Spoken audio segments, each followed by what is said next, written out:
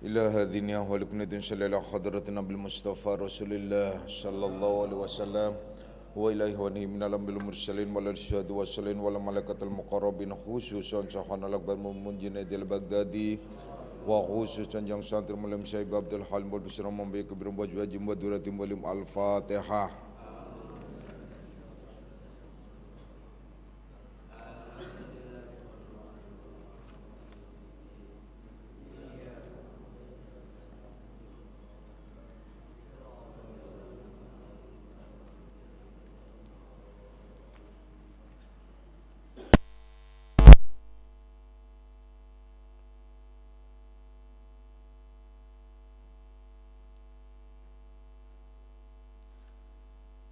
Assalamualaikum warahmatullahi wabarakatuh.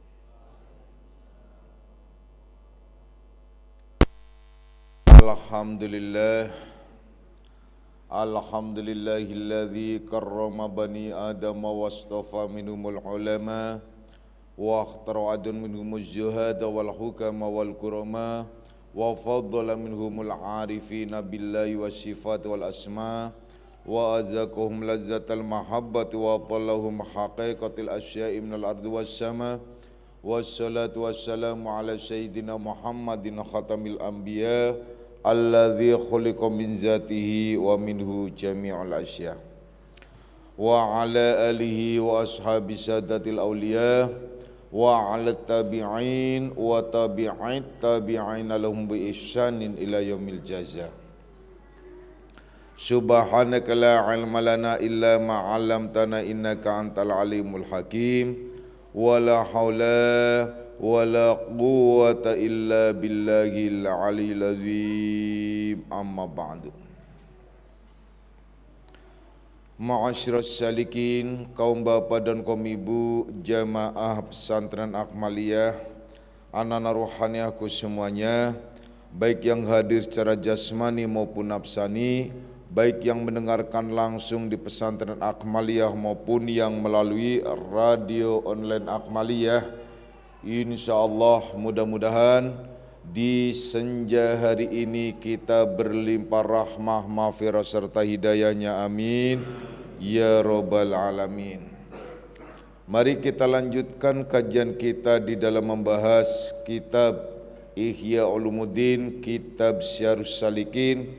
Kita akan membahas pada pasal fi bayani syurutil iradati, yakni pasal tentang menjelaskan suatu bagi orang-orang yang mempunyai kehendak, yakni kehendak dalam bermujahadah menuju kepada Allah Subhanahu wa taala.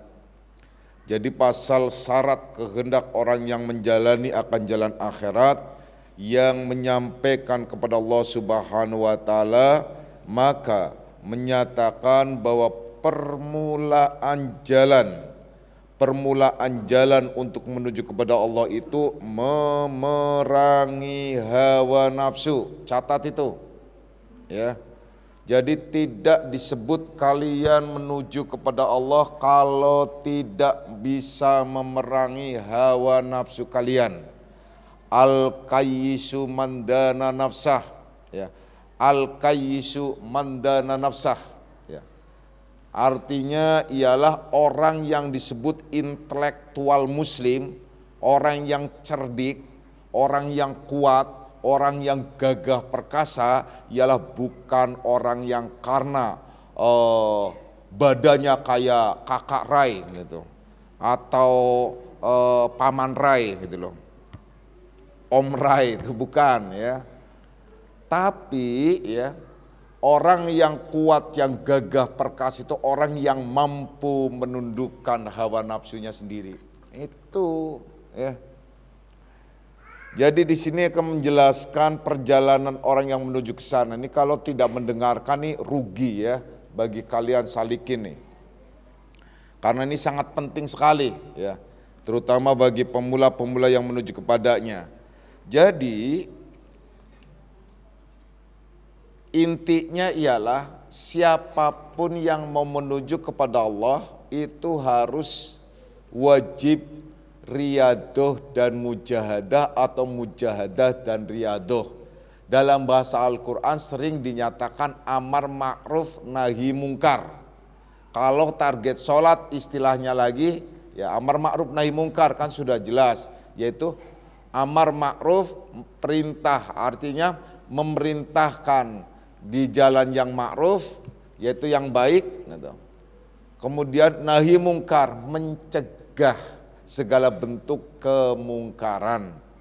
Nah, dalam lain hal ya bukan pada istilah amar ma'ruf nahi mungkar, tapi lebih kepada target orang yang sholat juga. Ini targetnya ini orang sholat nih, sholatnya udah bener, namanya disebut sholatnya udah bener. Kalau dia mencapai target nih, bahwasanya inna sholata tanha anil fasa iwal bungkar. Sholat itu ya sesungguhnya sholat itu dapat mencegah perbuatan keji dan mungkar. Banyak orang yang sholat tetapi perbuatan keji tetap semarak pada dirinya. Mengerjakan sholat iya, melakukan maksiat oke. Nah, ini persoalan ya. Kenapa? Ini yang benar yang mana? Nih coba kalimatnya perhatikan baik-baik seperti inna sholata tanha anil fasai wal munkar. Inna sholata, sesungguhnya sholat itu, ini pasti nih. Sesungguhnya sholat itu kata Allah, ini janjinya Allah. Inna sholata tanha anil fasai wal munkar. Sesungguhnya sholat itu dapat mencegah perbuatan keji dan mungkar. Dah. Kalian sudah melaksanakan sholat tetapi tidak bisa mencegah perbuatan keji dan mungkar. Ini yang salah mana nih? Kita yang mengerjakan sholat atau firmannya? Sholat sudah jungkir balik sampai jidatnya kemeng. Tahu nggak jidatnya kemeng? Hitam di sini. Kenapa? Karena waktu sholat diusek-usek. Ya jadi kemeng lah gitu. Ya biasa aja kali dia. Udah, kita lanjutin aja lagi. Jadi orang sesungguhnya sholat itu dapat mencegah perbuatan keji dan mungkar. Kalau ada orang sholat tidak bisa mencegah perbuatan keji dan mungkar, ini perlu dipertanyakan. Nah, karena Allah itu kalau berfirman itu pasti benar. Makanya kita menyatakan sodakta. Nah, atau sodaqallahul azim. Innaka la tuhliful mi'ad. Innallaha la yuhliful mi'ad. Itu istilahnya. Jadi engkau maha benar. Sangat amat ya, tidak ada istilah sedikit, sangat amat ya, benar apa yang dinyatakan oleh Allah. Karena sesungguhnya Allah tidak akan pernah ingkar janji. Jadi benar dong kalau begitu sholat dapat mencegah perbuatan keji dan mungkar. Tapi nyatanya sholat iya, perbuatan mungkar oke. Kenapa? Ini karena tidak memahami ilmu agama. Sholatnya itu baru mengerjakan sholat, belum mendirikan sholat. Allah itu tidak menyuruh untuk mengerjakan sholat, tidak ada perintah mengerjakan sholat, yang ada perintahnya mendirikan sholat. Was loh, mendirikan sholat bukan mengerjakan sholat. Coba perintahnya, aqimus sholah, aqimus sholah, aqimus sholat, tidak ada if'alus sholat, tidak ada ij'alus sholat, tidak ada perintah untuk amal, i'mal. Nah, jadi suruh mengerjakan sholat itu tidak ada. Yang ada ialah mendirikan sholat. Nah, kalau orang itu banyak mengerjakan sholat tapi belum mendirikan sholat, ya pastilah. Karena yang dikehendaki Allah ayatnya sebelum inna sholata tanha anil fahsya'i wal munkar itu adalah kalimatnya aqimus sholah. Iqamas salah, iqama. Jadi yang namanya iqama itu mendirikan. Mendirikan di sini yang disebut qum, berdiri itu bukan berdiri seperti berdiri. Nah, ya. Jadi kalau diumpamakan apa sih? Coba kalimatnya, mengerjakan rumah enak nggak? Kalau mengerjakan rumah berarti maksudnya mungkin mengerjakan apa ya? Pekerjaan rumah. Tapi kalau membangun rumah, kan memang itu membangun rumah. Nah, membangun nih. Karena apa? Sholat itu diumpamakan sebuah bangunan. Diumpamakan sebuah bangunan. Bahkan sholat itu disebut tiangnya agama. Berarti agama ini diumpamakan bangunan. Sholat adalah salah satu di antara bahagian dari bangunan, ialah sebagai pilar-pilar bangunan, jadi tiang-tiang bangunan. Sedangkan pondasi dari bangunan itu ialah syahadat atau tauhid.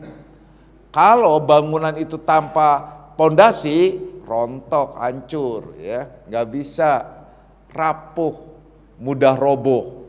Nah, pondasinya itu tauhid, ya, yaitu sehingga kalau diekspresikan dalam ungkapan syahadat, asyhadu an la ilaha illallah wa asyhadu anna muhammadar, itu pondasi. Kalau di perwayangan disebut jamus kalimosodo. Tuh kalau wayang tuh bilang jamus kalimosodo, apa tuh jamus kalimosodo? Jamus itu maksudnya jimat. Kalimosodo itu namanya kalimat syahadat, ya, 2 kalimat syahadat, itu makanya jamus kalimosodo gitu. Yang nggak bisa mati-mati tuh wayangnya, memang wayang nggak pernah mati ya, orang udah mati. Dah, lanjut. Kita tidak akan membicarakan jauh di sini, kita akan membicarakan mujahadahnya. Perhatikan baik-baik, ya. Bahwasanya di sini ya, orang yang menghendaki jalan untuk menuju kepada Allah Subhanahu wa taala, untuk sampai kepada Allah Subhanahu wa taala, bahwasanya barang siapa yang menghendaki kemuliaan akhiratnya dan barang siapa yang dikehendaki oleh Allah dia dimuliakan di akhiratnya, maka tanda-tandanya pada diri orang itu semangat untuk meninggalkan segala bentuk kemaksiatan dan semangat pula untuk mengerjakan segala bentuk kebaikan, amalan sholih. Itu satu tanda-tanda tuh, ya. Nah, kita bisa lihat ke dalam diri kita, benarkah kita ada semacam itu atau tidak, gitu.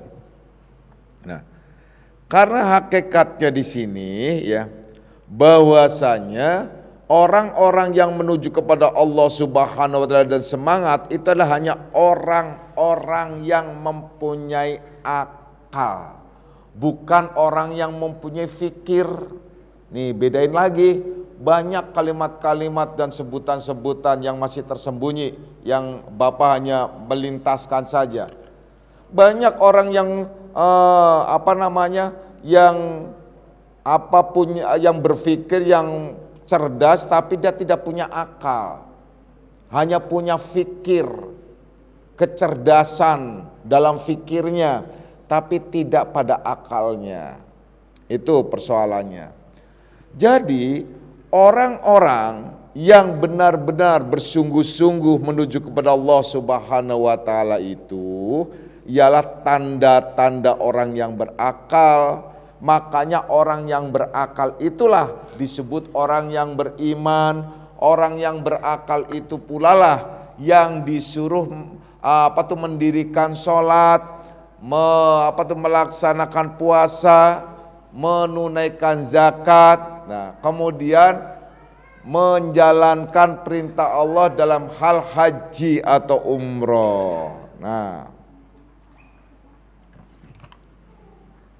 jadi barang siapa menjalani jalan yang lain daripada jalan thariqah, nah, barang siapa yang mau menuju kepada Allah Subhanahu wa taala tetapi lain daripada jalan thariqah, ahlu sufi, nah ini udah langsung diklaim nih.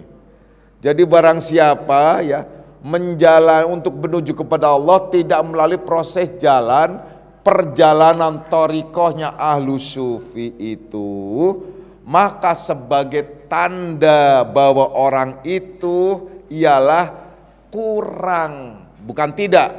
kurang imannya dan tidak akan sampai kepadanya. Kenapa? Yang dikehendaki ahlu sufi di sini adalah orang yang selalu ingin membersihkan hati dan jiwanya. Bukan sufi dalam arti sufisme, organisasi atau sebuah kaum, tidak. Artinya ahlu sufi itu orang-orang yang cinta untuk membersihkan hati dan jiwanya. Kan disebutkan orang yang mau menuju kepada Allah itu ya, teori tata cara global ya, itu 3 tahapan. Tahapan pertama disebut taholli, tahapan kedua disebut tahalli, tahapan ketiga baru tajalli. Tahapan pertama disebut taholli, itu artinya mengosongkan hati dan jiwanya dari segala macam persoalan dunia dan dari segala macam kotoran-kotoran dunia, berbagai macam kemaksiatan. Gimana cara mengosongkannya? Nanti. Yang kedua ialah tahalli, menghiasi dengan berbagai macam sifat-sifat mahmudah, sifat-sifat yang terpuji. Nah, kalau yang dikosongkan disebut sifat-sifat majmumah, sifat-sifat yang tercela. Kalau tidak dikosongkan, gak akan mungkin bisa tahalli. Bayangkan saja, ruangan ini akan menjadi indah dan elok apabila diawali pembersihan terlebih dahulu. Sebelum dipajang apa saja, sebelum didekor dengan dekor apapun, tuh harus jernih, clear, bersih semuanya.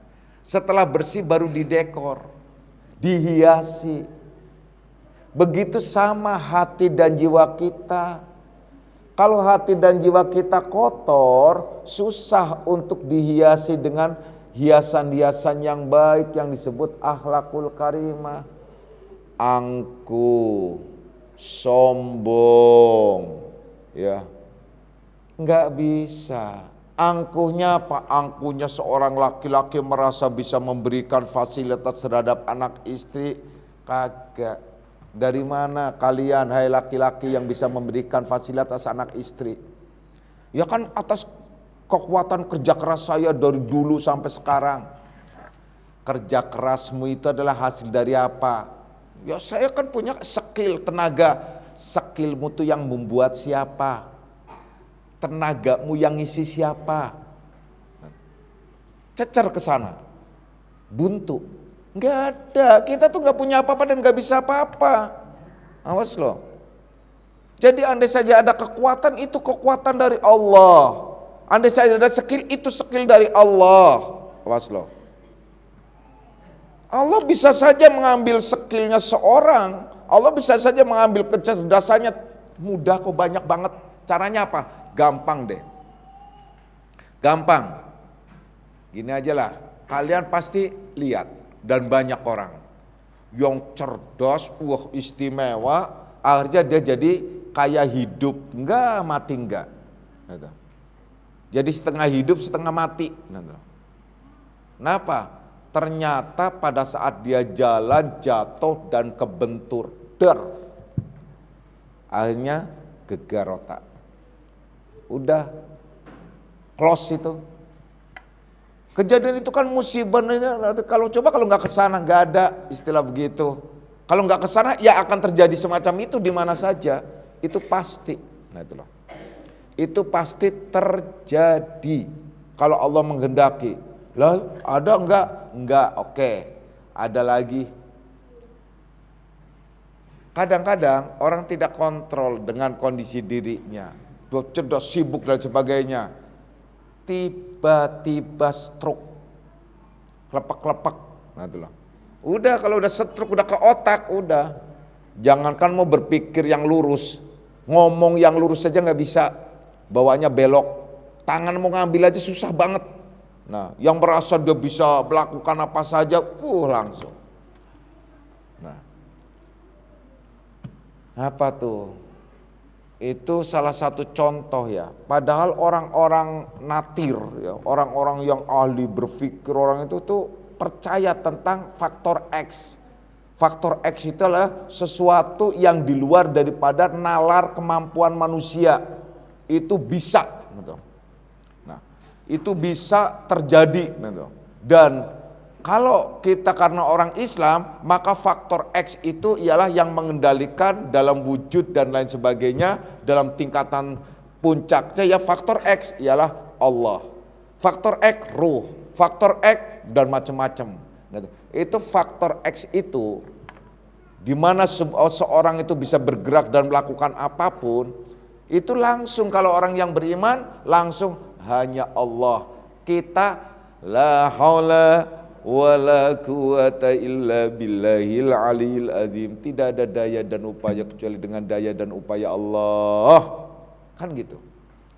Ya tapi kan kita punya kekuatan, kita ada usaha dan ikhtiar. Diajarkan kita tuh suruh nunut manut saja deh. Kadang-kadang kita tuh nggak ngeh perjalanan kita, hidup kita, nah ucapan kita. Contohnya, kalau kalian orang-orang yang suka mendengarkan azan, kan ada panggilan azan. Hayya 'alas shalah. Panggilannya dijawab langsung, bukan ngikutin, tapi jawabannya la haula wala quwata illa billahil aliyil azim. Pada saat hayya 'alal falah, apa yang terjadi? La haula wala quwata illa billahil aliyil azim. Dua hal dan dua kalimat yang hanya dijawab dengan hawalah. Selainnya mengikuti kalimatnya muazin. Syahadat ikuti syahadat, ya. Tapi yang dua hal itu dijawab la haula wala quwata illa billahil aliyil azim. Ini dua hal adalah ajakan. Kalau diterjemahkan, makanya azan itu nggak boleh diterjemahkan dalam bahasa Indonesia. Karena apa?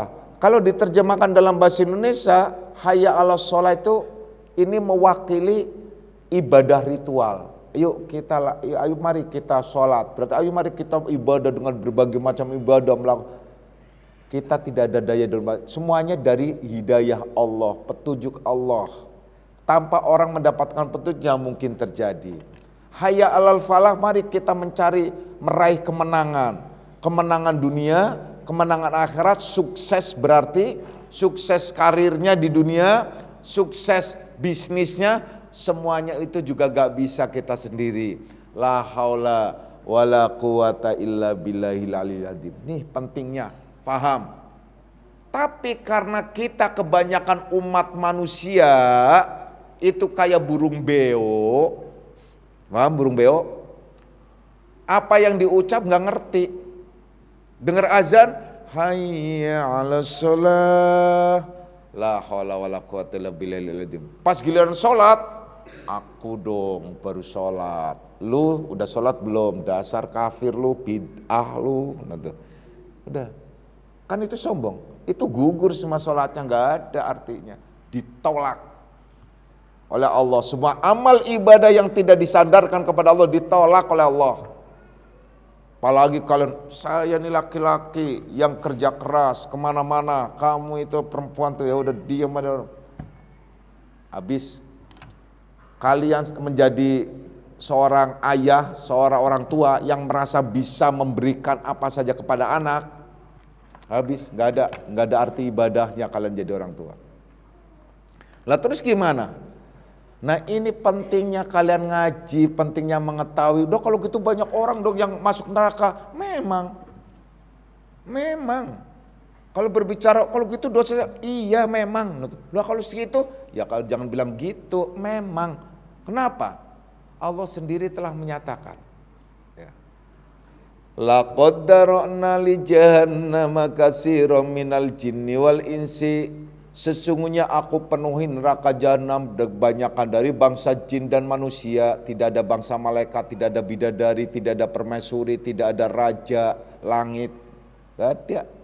Yang ada ialah laqad dara'na li jahannama katsiran minal jinni wal insi. Aku penuhi neraka jahanam dari bangsa jin dan manusia. Jadi kalau neraka itu kira-kira sudah akan penuh, baru dunia dikiamatin. Selama neraka itu masih kosong, artinya masih belum padat, ya udah dunia tetap hidup. Gitu. Jadi nggak kiamat-kiamat. Jadi kalau masih jauh kiamatnya, berarti masih nganga nerakanya. Nah, itu begitu. Ya. Jadi kebanyakan memang begitu. Gitu. Jadi nggak bisa ini dan itu dan yang lain-lain gitu loh. Kalau kebanyakan orang tidak paham dan tidak mengerti ilmu, pasti terjadi masalah. Pasti terjadi masalah. Jadi jangan kepedean dulu. Kalau kalian baru bisa sholat, puasa, zakat, baru sholat gitu, ibadah macam-macam. Jangan kepedean mau masuk surga. Jangan kepedean, oh saya udah zakat sudah, infak sudah, sholat sudah. Berbuat baik, ya sih saya suka emosian, ya udah, nggak ada artinya. Islam itu tidak pada ranah ritual saja, tetapi ada di jalur sosial dan membias ke semua masyarakat merasakan bias manfaatnya. Kalau tidak nggak bisa. Makanya mulai dari keluarga yang merasakan bias manfaatnya tersebut. Oleh karenanya Allah menganjurkan, mengarahkan, membimbing, salah satu di antara perintahnya, qu anfusakum wa ahlikum naro. Jaga dirimu dan keluargamu. Nah kalian laki-laki wajib menjaga diri dan keluarga. Jaga diri aja nggak bisa, gimana mau jaga keluarga? Lah itu makanya jangan sok jadi imam gitu. Maksudnya jadi imam keluarga gitu. Jadi imam keluarga hanya bisa memenuhi kebutuhan lahiriah. Jangan kepedean. Tuh kucing aja bisa. Nggak usah jauh, ayam tuh bisa. Tuh. Ayam itu udah banyak kan anaknya, padahal dia tidak pernah kerja di PNS, ya. tidak bisnis, tapi dia bisa memberi makan anak-anak itiknya. Pas ketemu kiki datang semua. Kalau kalian merasa jadi imam, merasa jadi kepala rumah tangga hanya bisa memberikan kebutuhan lahiriah, jadi aja ayam, jadi aja burung. Tuh, burung itu bisa ngeloloh loh. Itu burung namanya burung, kalau di sini burung Garuda, burung elang, itu kan pemakan daging. Dia bisa anaknya tuh hidup di sangkarnya ininya tuh di atas itu ya. Di atas di ketinggian sekian kalau jatuh, tapi dia bisa mencarikan. Entah itu dari ikan atau dari apa, tuh bisa memenuhi kebutuhan. Nah kalau kalian merasa bisa memenuhi kebutuhan keluarga hanya dari materi, gak usah jauh-jauh. Kalau nggak jadi bebek ya jadi ayam, jadi udah bisa memenuhi kebutuhan itu loh. Nah justru memenuhi kebutuhan keluarga itu bukan sebatas lahiriah, juga batiniah, membimbing gitu. Makanya jadi laki-laki juga jangan songong, ngerti nggak?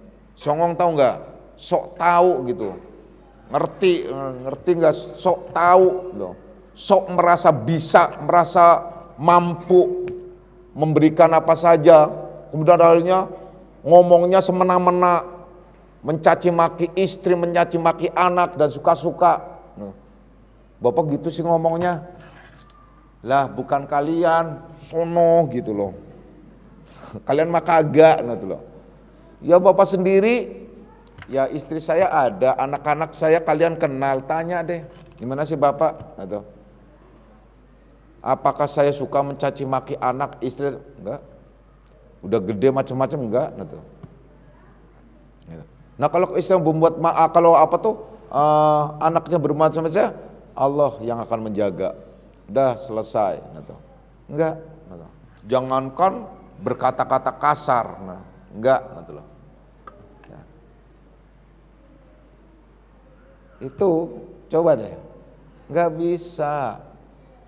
Kalau kalian melakukan kehidupan kalian tidak diwarnai romantisme antara satu dengan lainnya, yang dibawa-bawanya ikut menjadi keras, menjadi angkuh sombong, itu udah tanaman psikologis gitu.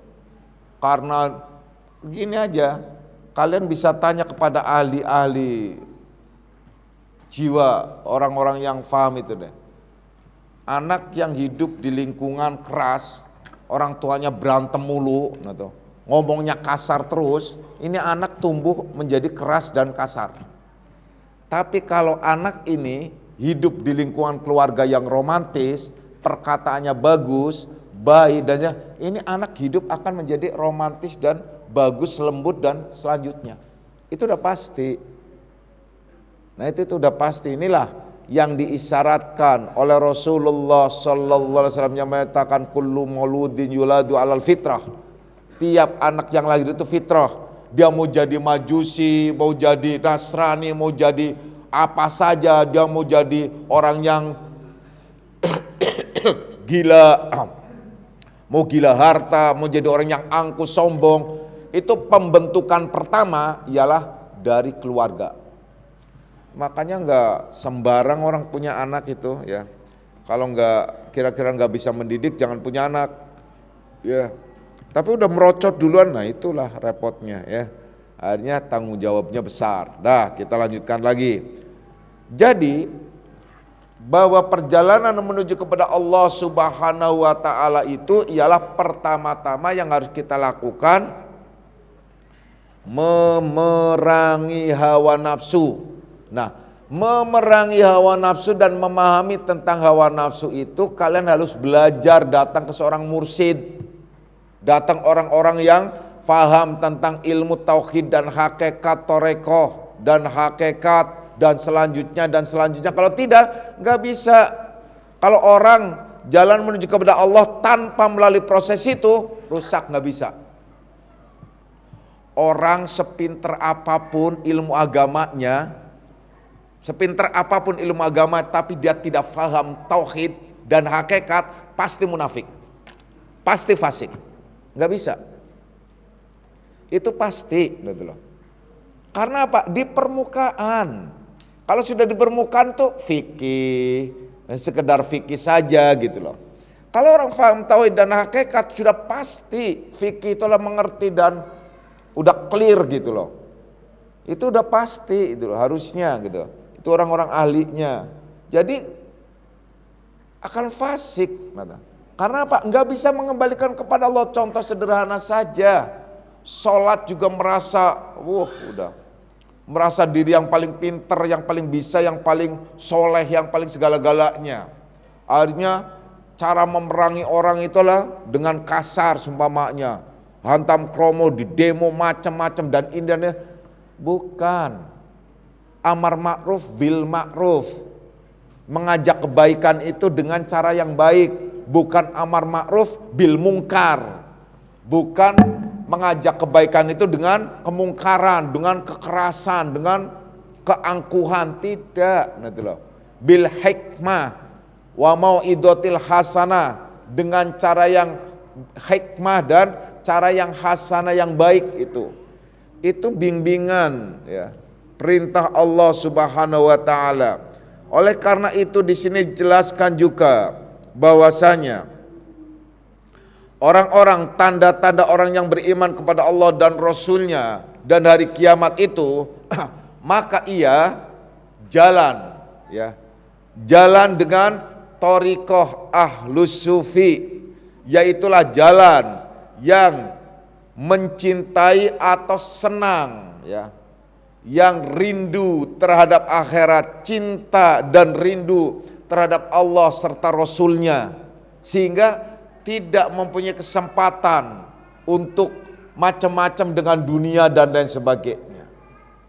Artinya bukan berarti kita tidak boleh mengumpulkan dunia.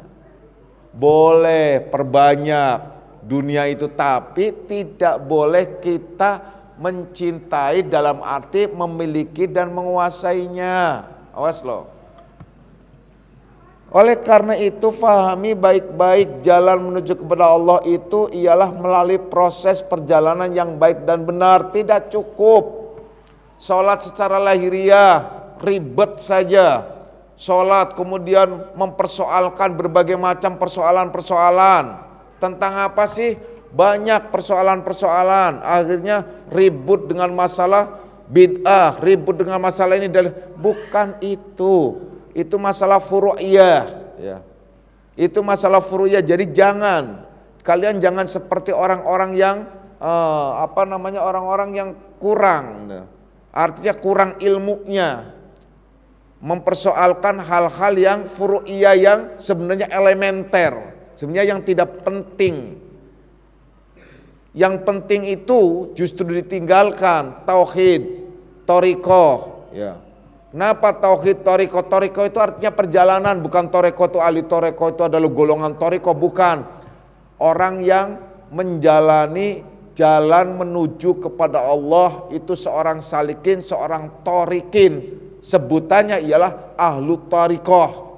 Menuju kepada Allah Subhanahu wa taala dengan proses yang tadi Bapak jelaskan, tahalli, tahalli hingga tajalli, gitu loh. Di sini juga dijelaskan jalan orang yang lain daripada orang-orang ahli thariqah, maka tentunya tidak akan menyampaikan kepada Allah Subhanahu wa taala, bahkan akhirnya sampainya kepada bisa jadi lebih kepada mujadalah. Sukanya bertengkar, sukanya lebih ke mempertahankan yang Bapak sebutkan tadi furu'iyah yang sebatas elementer tadi, nah itu loh. Masalah kunut gak kunut, usoli gak usoli dan macam-macam. Nah, itu yang tidak baik gitu ya. Oleh karena itu ya, bagi barang siapa yang menghendaki jalan untuk sampai kepada Allah Subhanahu wa taala, yaitu jalannya orang-orang yang selalu mendekatkan diri kepada Allah, para kekasih Allah, orang-orang yang muqarrabin, jalannya orang-orang yang siddiqin, ialah pertama-tama yang wajib kalian lakukan. Pertama-tama yang wajib kalian lakukan nih, udah mulai nih. Pertama-tama yang kalian lakukan, wajib kalian lakukan ialah taubatan nasuha. Tuh, pertama-tama tuh. Jadi pertama-tama yang harus kalian lakukan ialah taubatan nasuha dari segala macam kemaksiatan yang batin maupun kemaksiatan yang lahiriah. Apa taubatan nasuha? Bagaimana taubat itu? Taubat itu ada 4 syaratnya. Kalau hubungannya dengan Allah cukup 3 syaratnya. Tapi kita tidak lepas dari syarat itu ya. Pertama, kalau di dalam kitab Riyadhus Shalihin itu menjelaskan at-taubatu wajibun ala kulli, yaitu ala kulli dzambin. At-taubatu wajibun ala kulli dzambin. Taubat itu wajib bagi tiap-tiap orang yang mempunyai dosa, yang berdosa. Ini taubat wajib. Jadi nggak bisa tidak. Jadi pertama-tama harus dilakukan taubat. At-taubatu wajibun ala kulli dzambin. Ini bukan hadis, ini bukan Quran, ini maqala, ini ucapan, kalimat. pengantar ya. Di dalam kitab itu sebagai pengantar muqaddimah menjelaskan bab taubat. Jadi at-taubatu wajibun ala kulli dzambin. Taubat itu wajib bagi tiap-tiap yang berdosa apabila ya dosa itu kaitannya hanya dengan Allah, contohnya meninggalkan sholat, puasa, zakat, haji, ini cukup 3 syaratnya, yaitu hubungannya dengan Allah. Tapi kalau ada kaitannya dengan halayak, hubungan secara horizontal, maka ditambah 1 lagi, maka syaratnya jadi 4. Tobat yang pertama yang harus dilakukan yang pertama kali ialah menyesali segala bentuk apapun yang telah dilakukan. Ini syarat pertama 1. Kedua, berhenti dari apa yang telah dilakukan yang disebut kemaksiatan menyebabkan dirinya taubat. Ketiga, ya, setelah berhenti berjanji untuk tidak mengulangi selama-lamanya.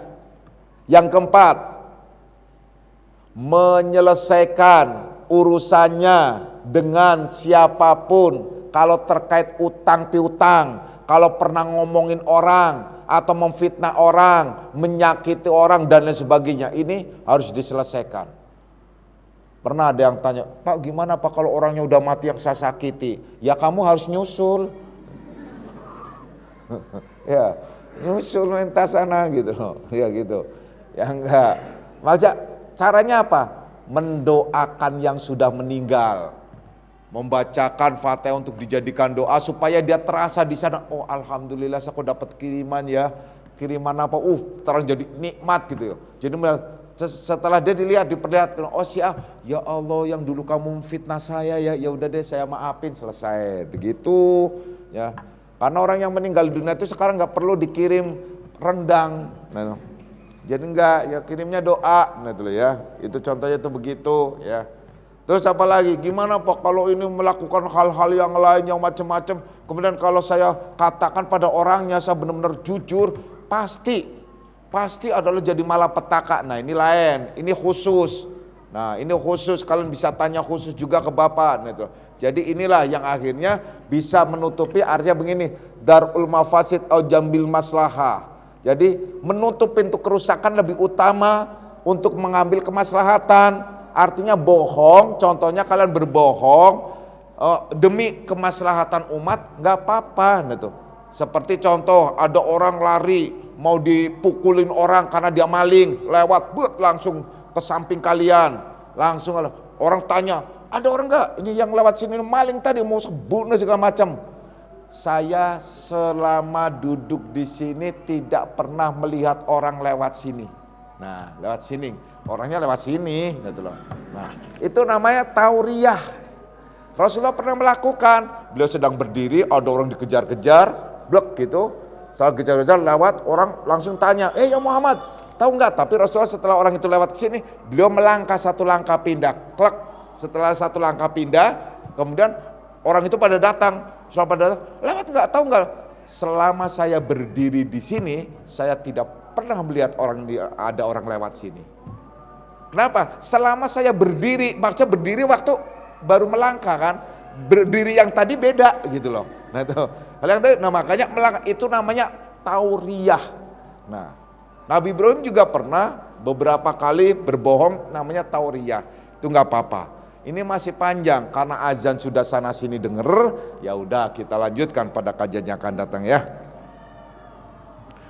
A'udzubillahi minasyaitonir rajim. Bismillahirrahmanirrahim. Raditu billahi rabban hamidinan wa bi Muhammadin nabiyya. Raditu billahi rabban hamidinan wa bi Muhammadin nabiyya. Raditu billahi rabban hamidinan Muhammadin nabiyya. Asyhadu an la ilaha illallah wa asyhadu anna Muhammadar Rasulullah. Hadanallahu ikum ajma'in wa lafu minkum. Wassalamualaikum warahmatullahi wabarakatuh.